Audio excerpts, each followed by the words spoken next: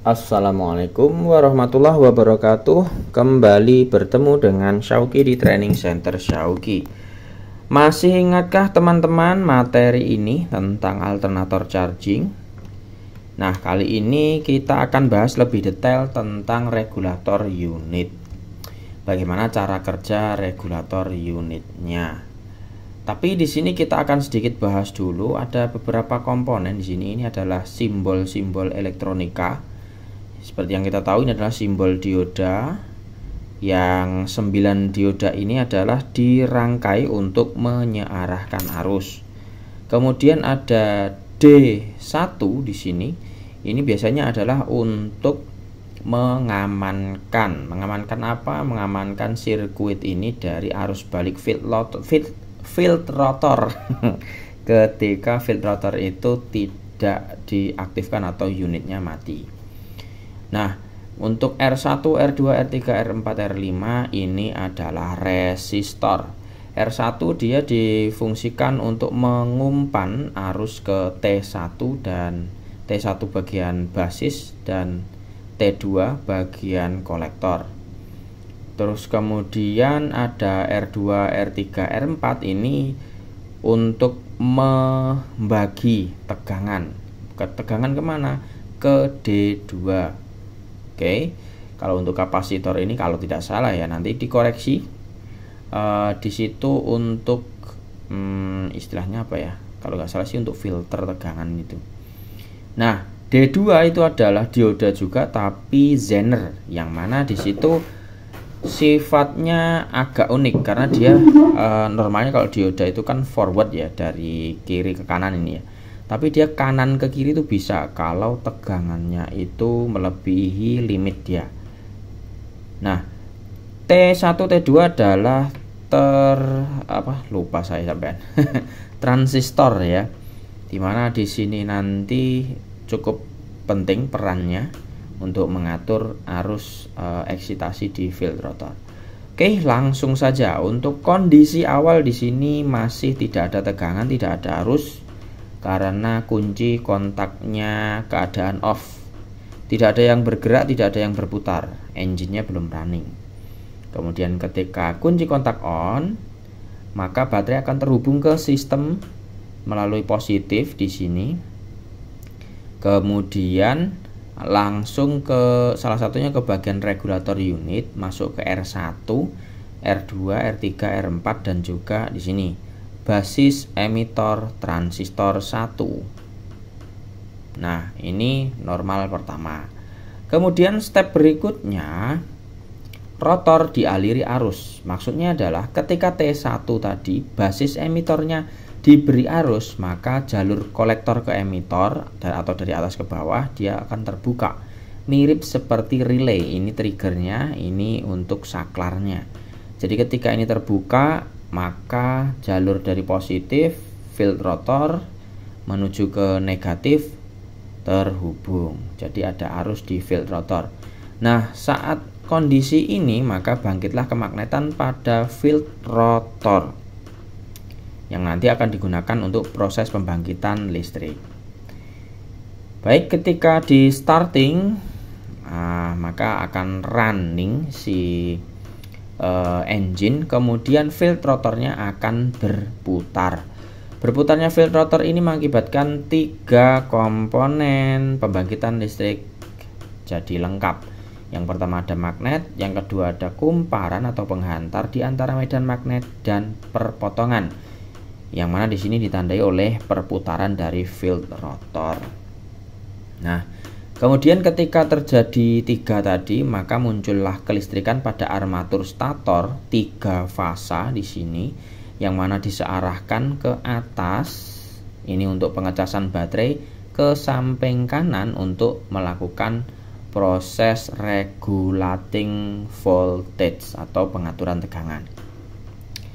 Itu kemudian ini kalau ya anggap saja normal ya saat idle gitu. Tegangannya katakanlah 13 volt, tidak ada yang terjadi di sini, yang ngalir seperti biasa. Tapi ketika pedal gas kita injak, RPM-nya naik, maka kecepatan putar field rotor juga naik. Ingat rumus yang menentukan GGL pada generator. Nah, ketika kecepatan putarnya naik, maka output tegangan di armatur stator juga ikut naik. Pengecasan naik, kemudian di regulator unit di sini juga ikut naik. Kalau naik, berarti yang menuju ke field rotor juga naik tegangannya, arusnya pasti juga naik. Naiknya arus membuat kemagnetan makin kuat, yang mana kalau magnetnya itu kuat bisa menyebabkan si tegangan output dari armatur stator di sini adalah meningkat. Jadi makin lama makin naik terus. Kalau tidak ada yang mengatasi supaya tidak over voltage, maka bisa menyebabkan kerusakan pada komponen elektronika di unit atau kendaraan. Nah, inilah peran penting dari dioda Zener D2 di sini. Yang mana di sini tadi sudah disebutkan kalau ini bisa membocorkan arus dari kanan ke kiri. Jadi dibalik itu bisa. Kapan? Ketika di sini tegangan yang terukur antara di sini R3 R4 dan massa itu adalah lebih besar daripada settingan yang ada di D2. Misalkan di sini settingannya adalah 13 volt, misal ya. Ya harusnya itu enggak sih, karena ini rangkaian kompleks kita untuk pemahaman saja. Misal di sini 13 volt. Kalau di sini ternyata 13 volt, maka nanti akan membuka pintu dan arusnya akan mengalir ya ke arah kiri, lanjut ke basis T2, lanjut ke emitor T2, ke ground, ke body. Nah, efeknya kolektor di T2 ini nanti akan terbuka ke emitor T2, sehingga di sini karena ini ada dua jalur, maka di sini akan dibagi arusnya. Yang mana jalur T1 otomatis akan lebih sempit karena ini pemicu atau arus yang mengalir ke basis emitor T1 lebih rendah. Sehingga kolektor ke emitor T1 dia jalurnya menyempit, sehingga arus rotor pun menurun. Turunnya arus rotor menyebabkan turunnya kemagnetan, sehingga outputnya turun. Jadi normal kembali gitu. Nah, sedikit tambahan ya yang tadi. Nah, tadi ketika field rotor itu masih ada arus seperti ini ya, misal. Nah, ini kan masih ada arus nih.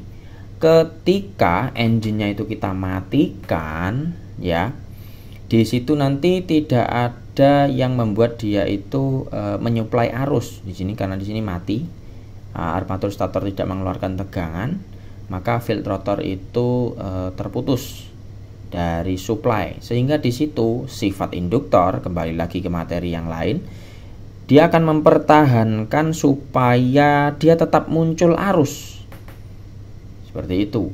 Kalau ini dimatikan sistemnya ya, maka nanti akan mengalir arus dari sini masih satu arah dengan arus yang sebelumnya, kemudian nanti akan mengalir ke D1 ke atas, terus kemudian akan kembali ke bawah sini. Nah, ini bukan ke atas lagi tapi ke bawah karena didorong dari D1. Kalau D1 ini dilepas, maka nanti akan mengalir ke sini menuju ke ground. Nah, ini T1 nya bisa rusak, bisa jebol, atau ke kapasitor itu bisa rusak atau jebol gitu. Kalau pakai D1 ini, maka nanti akan berputar ke field rotor kembali, lama-lama akan hilang arusnya. Baik, itu saja untuk kali ini. Semoga bermanfaat. Nantikan video-video pembelajaran yang menarik lainnya. Sampai jumpa. Assalamualaikum warahmatullahi wabarakatuh.